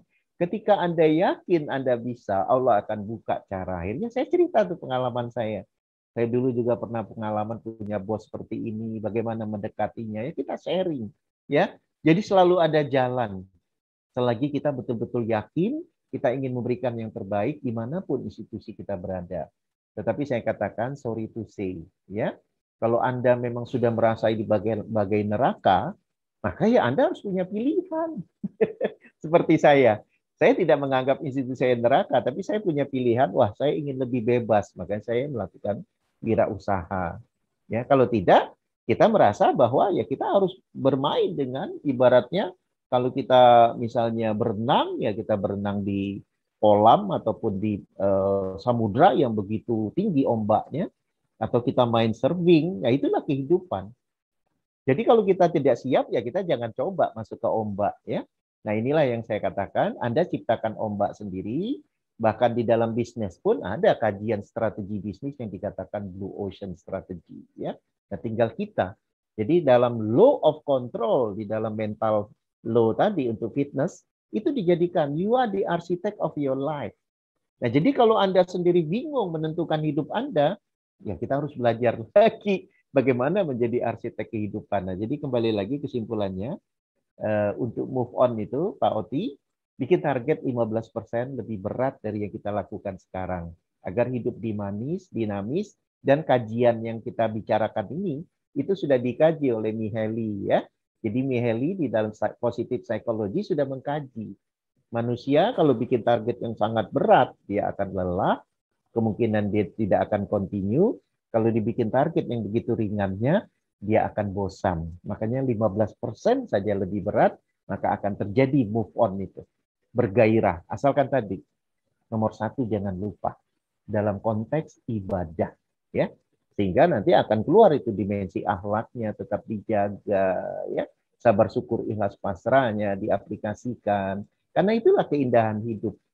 Ya, ibaratnya the challenge itu bagaimana kita menikmati surga sebelum surga yang sebenarnya. Nah inilah ketika hidup di dunia ini. Jadikanlah surga di dalam hidup ini. Apapun tantangannya. Nikmati. Enjoy our life. Itu kira-kira. Wallahu alam. Terima kasih Kang Oti.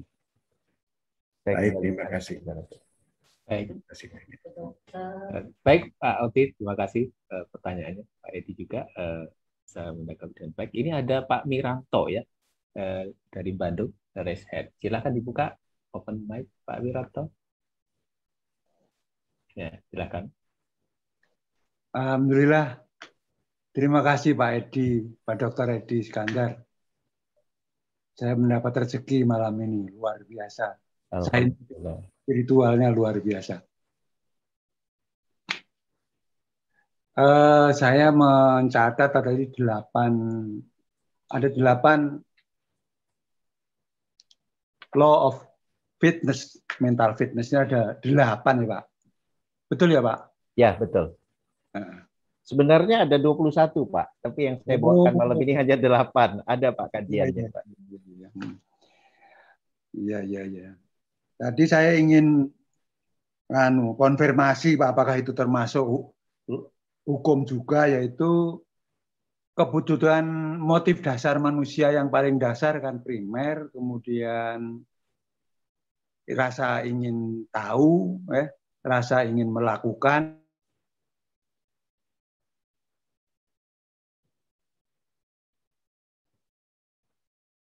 Terputus ya jaringannya. Pak Miranto. Pak Miranto. Ya, bisa di off kamera Pak Miranto. Kita nggak dengar. Baik. Ya, tapi mungkin saya udah nangkep Mas. Silakan ya, Pak Edi. Silakan Pak. Baik. Nah, itu keluar lagi tuh Pak Miranto. Ya, baik. Pak Miranto baik. Bisa Pak Miranto mau ditambahkan pertanyaannya? Ada tambahan? Ya, saya menangkap ya Pak Edi.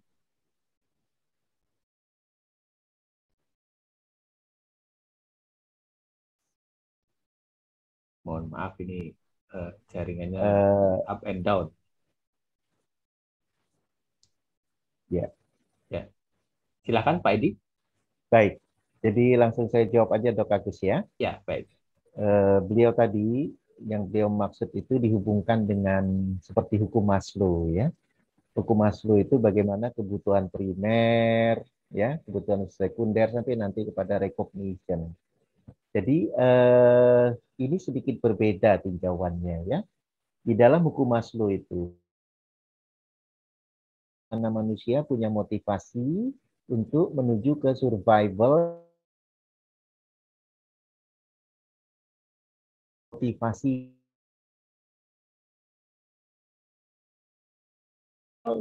hukum-hukum mental untuk fitness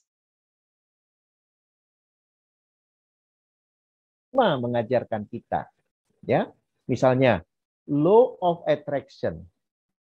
Law of attraction itu indah sekali, kajiannya itu bahkan ya itu ada bukunya, ada filmnya, bahkan itu di tahun 90-an itu ada film The Secret ya, dibikin film The Secret, diundang para orang-orang ahli gitu untuk memberikan apa ulasan tentang law of attraction itu.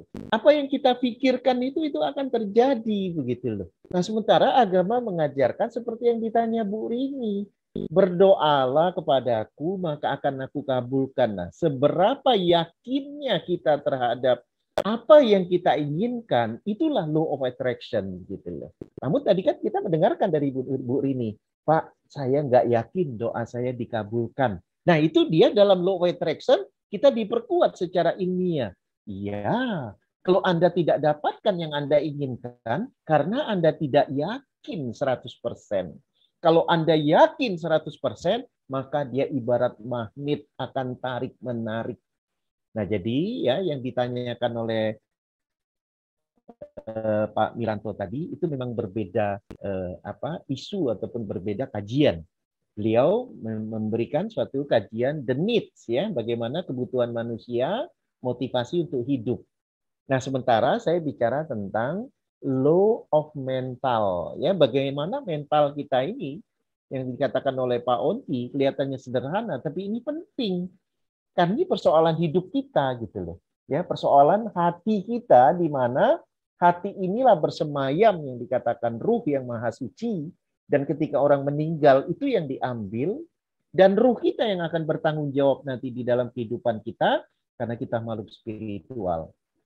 Nah, jadi sekali lagi Pak Miranto dan kepada Bapak Ibu yang berbahagia, saya garis bawahi, kita bicara hukum ya yang sebenarnya landasan agamanya ada tapi diperkuat dengan cara-cara ilmiah. Law cause and effect, law of attraction, law of correspondence, itu semua kalau kita kaji, satu law saja bisa panjang. Makanya lain kali kita cerita itu apa law of attraction ya. Sehingga nanti Bu Rini yang juga tadi ada beberapa yang belief masih belum begitu yakin, akan yakin. Karena secara ilmiah dibuktikan bahwa it works kalau kita yakin 100%. Nah, itu kira-kira wallahu alam. Terima kasih Dok Agus, saya kembalikan lagi kepada MC. Baik.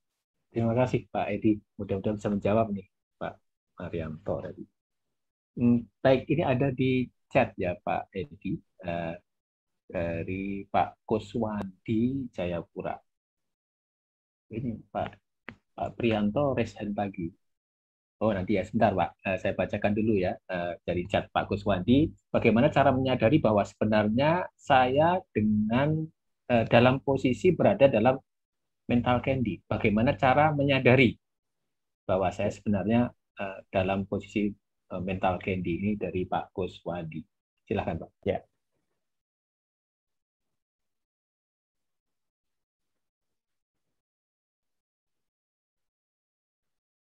Baik, Dok Agus, bisa ya langsung saya jawab? Langsung ya, silakan. Ya, ya baik. Terima kasih, Dok. Agak Agus. Putus ada jeda ini ya, supaya kita ya.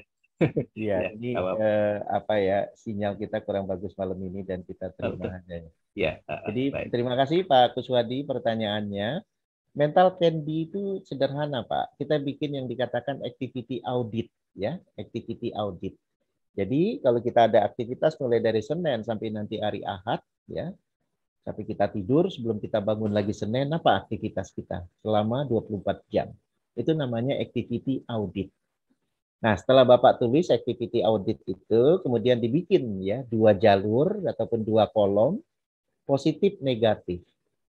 Kalau ternyata aktivitas kita itu adalah positif, itu adalah mental protein, ya. Tapi kalau negatif dia mental candy. Contoh, nonton TV.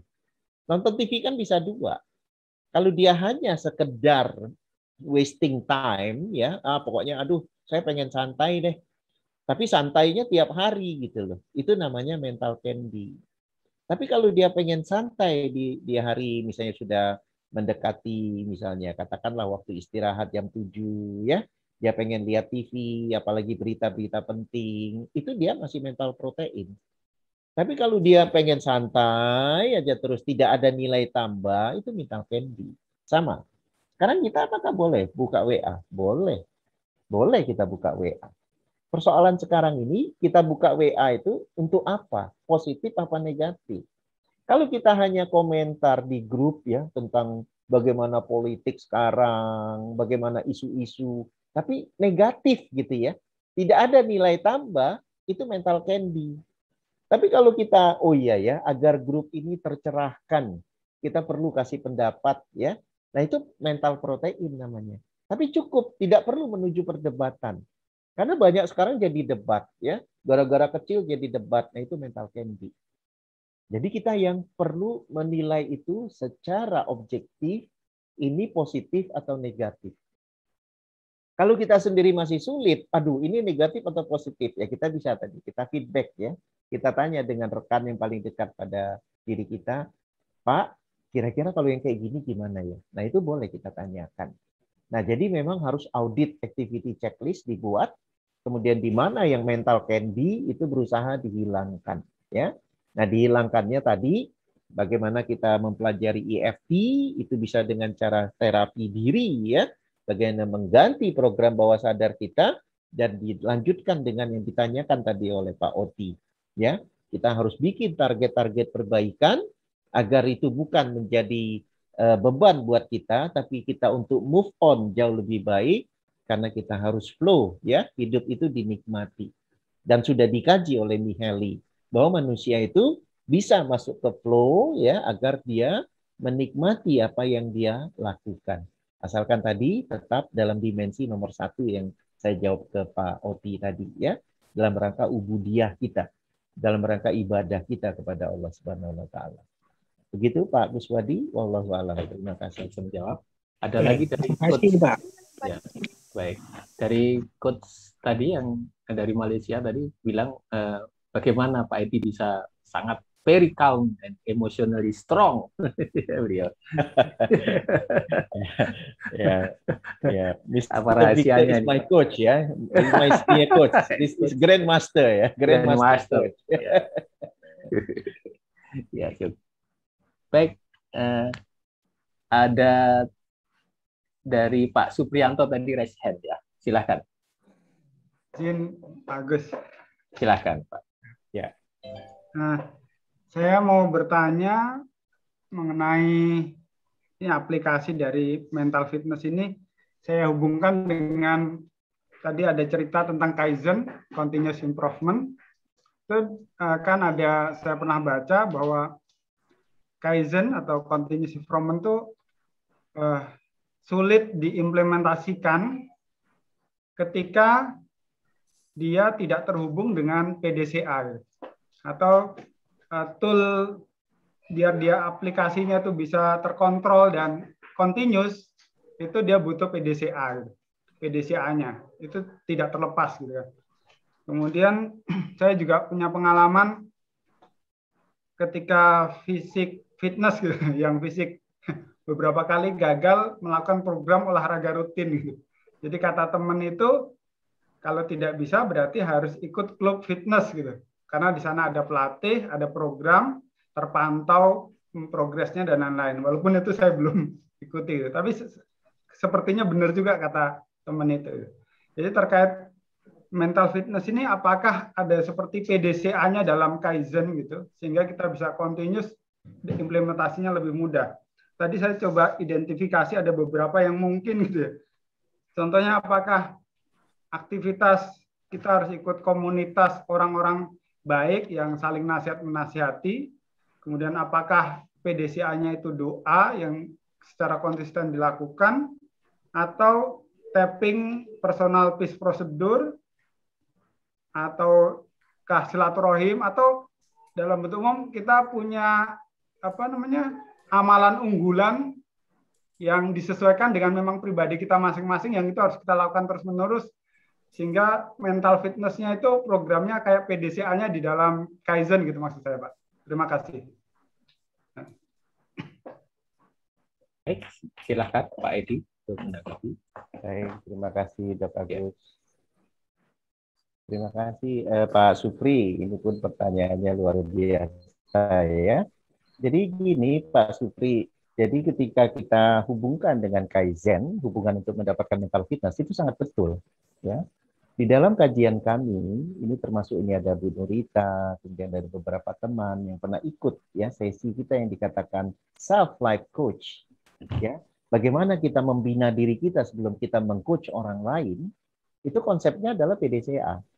Ya, bahkan dihubungkan kalau dengan agama itu dengan 5M ya. M pertama itu kita sudah mengikat janji kepada Allah. Janji kita kepada Allah itu lebih kuat dibanding kepada manusia. Jadi ketika kita melakukan P, itu sama aja komitmen kita kepada Allah. Nah, itu harus kita lakukan pada dengan mujahadah. Ya. Sehingga nanti terakhir kita bisa melakukan mu'aqobah. Tapi bukan kita menghukum diri kita. Tapi ikopnya itu bagaimana menjadikan diri kita tambah kuat. Nah, itu kita kaitkan dengan PDCA. Walaupun di dalam kita bicara dengan teman-teman di dalam self life coach itu, kita tidak seperti di industri manufaktur. Kalau di industri manufaktur kita ajarkan ya bagaimana mengaitkan PDCA dengan delta. 8 langkah, 7 alat. Jadi diajarkan 7 alat ya. Bagaimana dari collecting data, brainstorming, kemudian bagaimana membuat label ya, data-data secara grafik, menganalisa secara Pareto, menganalisa secara diagram sebab akibat. Nah, itu kita ajarkan. Tetapi ketika di life self coach ini adalah PDCA yang kita buat, tetap pada langkah action ketika tidak tercapai ya harus ada problem identification. Kita identifikasi masalah, apa corrective action. Harus begitu cara kerjanya. Kalau tidak akan tidak sustain. Tapi yang kita tekankan tadi adalah bagaimana kita melakukan perjanjian kita kepada Allah untuk lebih baik. Karena nilai itu yang kita ingin dapatkan di dalam kehidupan ini. Bagaimana kita menjadi pribadi-pribadi yang tangguh, karena apa? Suatu saat kita akan kembali kepadanya, dan laporan kita adalah added value activity ataupun amal soleh. Nah sekarang, bagaimana dengan komunitas? Bagaimana dengan yang dikatakan mentor ataupun coach ya? Nah jadi kembali lagi, misal sekarang kita belajar dari Robert Kiyosaki. Robert Kiyosaki mengajarkan kita tentang financial freedom, financial awareness. Tetapi ketika dia sudah bicara kepada orang ingin melakukan perubahan seorang wirausaha, yang dikatakan mentor bisnis. Itu bisnisnya dalam business school. Jadi ini suatu wajib ya. Wajib kita membuat satu kelompok ya, agar kita punya suatu kompetisi untuk berlomba dalam kebaikan. Apatah lagi kalau dia itu guru ya, murabbi, mentor, coach, itu penting. Penting sekali. Karena apa? Kita harus punya reference. Kalau tidak, ya kita tidak akan semangat. Itulah lingkungan. Bahkan kalau Bu Nurita masih ingat, di dalam self life coach itu, kita pertemukan dua orang dipersatukan seperti saudara gitu. Untuk melakukan check and recheck dalam rangka target yang sudah dibuat. Karena itu dilakukan oleh Rasulullah ketika hijrah ke Madinah, itu kaum Ansor dan Muhajirin ya itu dipersaudarakan. Bahkan tercatat itu ada 50 nama ya yang dipersaudarakan. Mereka ibaratnya ya seperti saudara kandung. Betul terbuka untuk menuju kebaikan. Nah itu penting. Jadi lingkungan itu penting. Nah terutama kalau kita di keluarga, kalau kita kepala keluarga, kita yang membuat lingkungan itu. Nah, agar kita kuat, kita keluar, kita cari lingkungan yang juga bagus. Oh iya, kalau saya masih belum kuat, maka ya kita menjadi coach ya, jangan menjadi coach ya, jangan menjadi murabi. Tapi kalau kita kuat, kita punya menjadi murabi, tapi kita ada murabi lagi yang lain. Ada lagi guru kita yang lain. Agar apa? Senantiasa kita belajar dan mengajarkan. Jadi yang dikatakan ciri-ciri orang Rabbani itu adalah tu'allimunal kitab, belajar kitab dan mengajarkan kita. Ya, semua keilmuan itu kalau kita ketahui ya semua dari yang maha kuasa, yang maha tahu ya. Kalau dalam agama Islam itu Al-Quran, sumber pengetahuan. Nah ini yang kita harus terus belajar.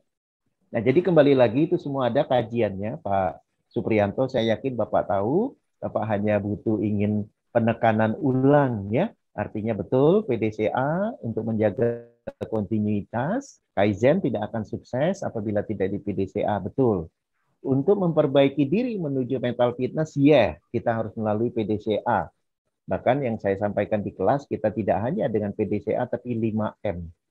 Ya, kita sudah melakukan M yang pertama apa? Janji kita kepada Allah. Ya, sampai nanti kita lanjutkan sampai kepada M yang terakhir, yaitu mu'aqobah. Ya, jadi yang pertama itu muraqabah.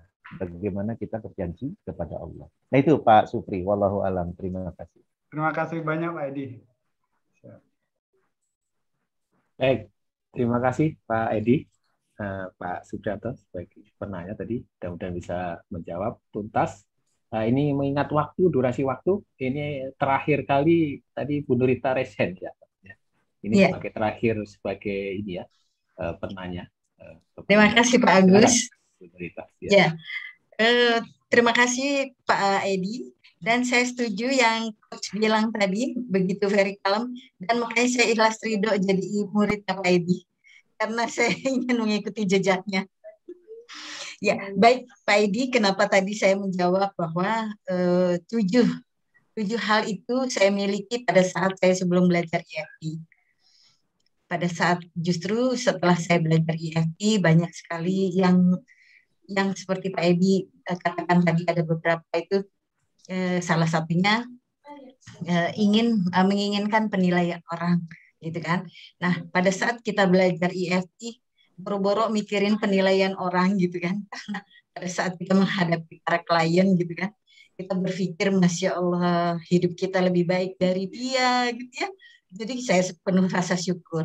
Dan yang paling terakhir itu yang ketujuh, bagaimana kita selalu merasa serba tahu.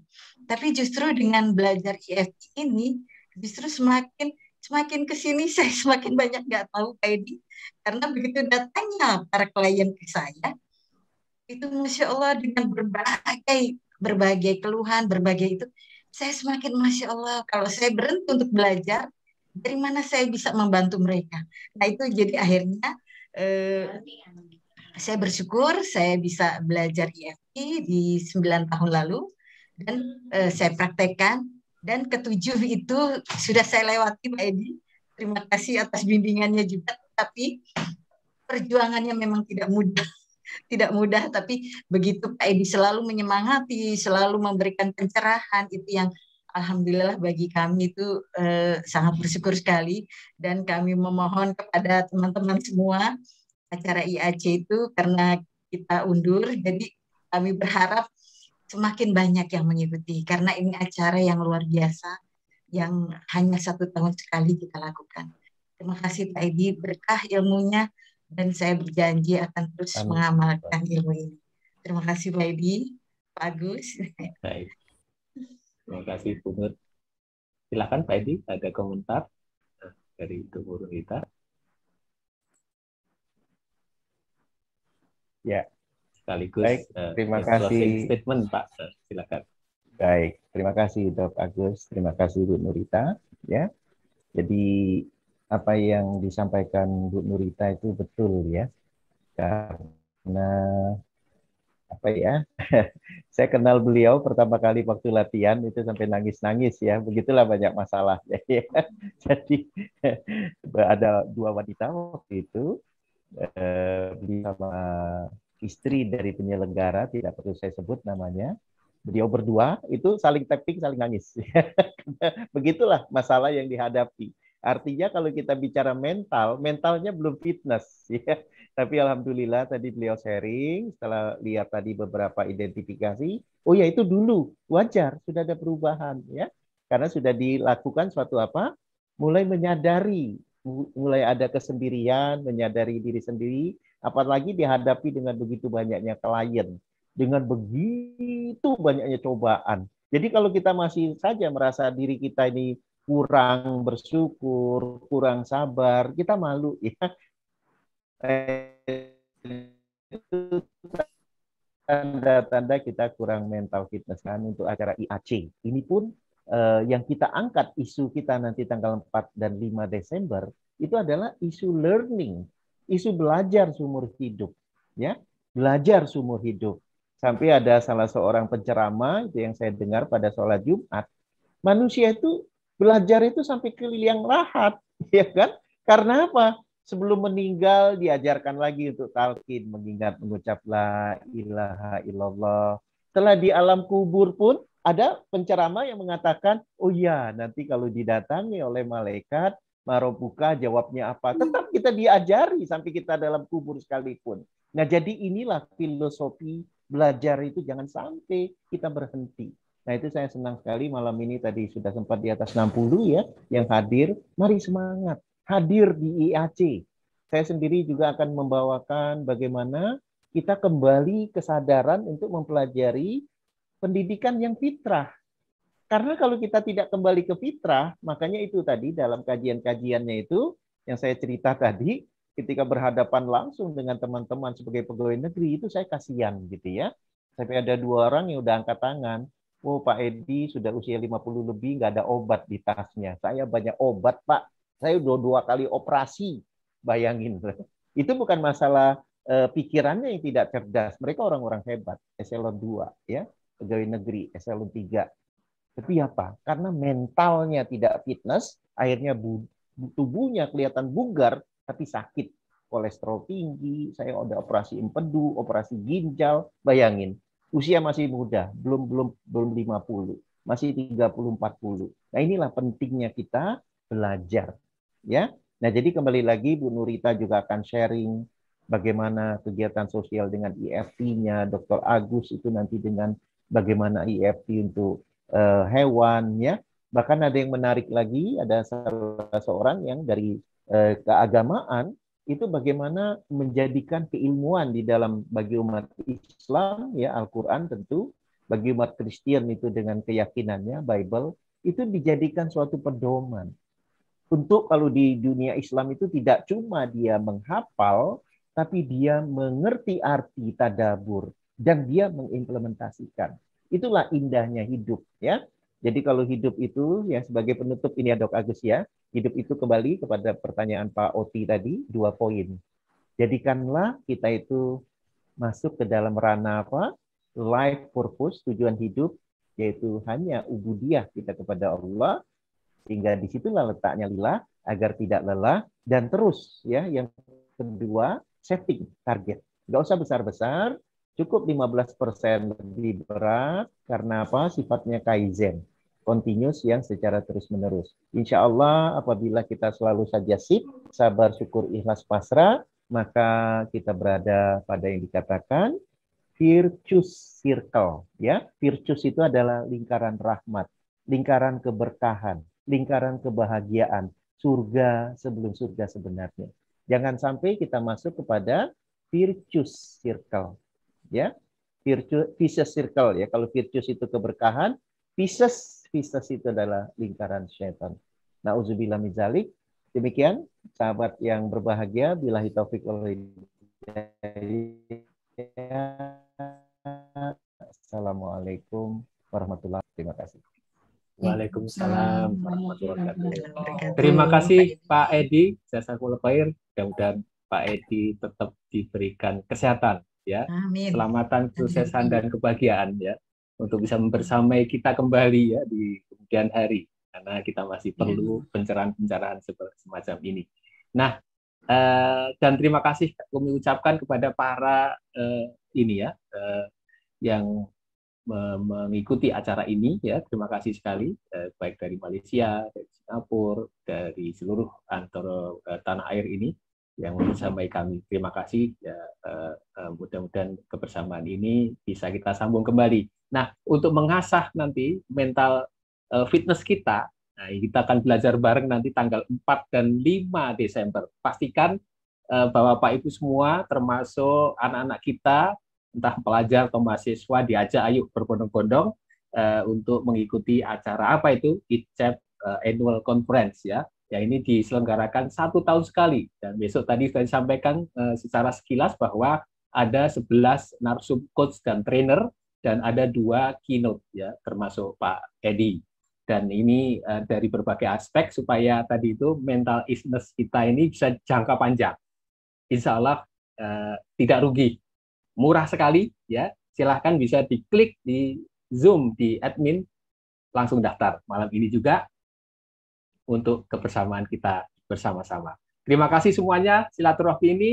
Saya Agus Praitno, mohon maaf lahir batin atas segala tutur kata yang kurang berkenan.